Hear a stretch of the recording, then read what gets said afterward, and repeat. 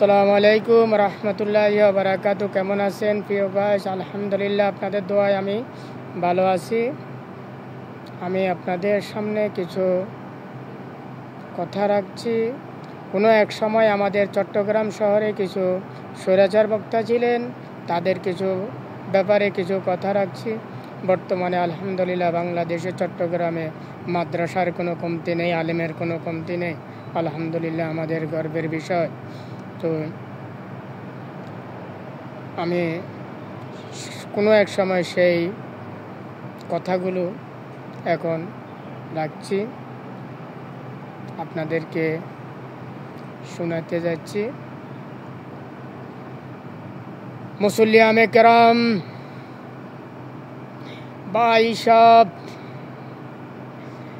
আমি একখান ওয়াজ করিতাম, যদি এডে কোনো নোয়াখাইলা না থাকে আমি এই ওয়াজ করিতাম।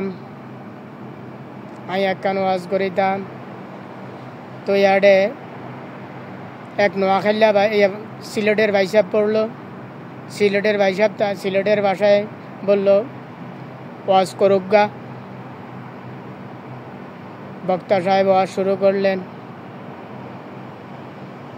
ভাই সাহেব, একটি বাঁশের পাতা যদি পানিতে পড়ে তাহলে কুমির হইয়া যায়, আবার একটি বাঁশের পাতা যদি মাটিতে পড়ে তাহলে সর্ব হইয়া যায়। দুর্ভাগ্যের বিষয়, সেখানে এক নোয়াখালীর ভাইসাব পড়িল।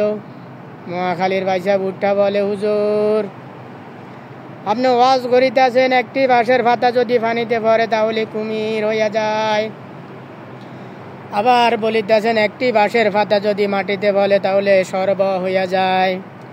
তাহলে হুজুর বলেন তো, হেকেলুতে পড়লে সে বাঁশের পাতাটির অবস্থা কি হয়? তো প্রিয় দর্শক, যদি ভালো লাগে লাইক শেয়ার করবেন। আল্লাহ হাফেজ।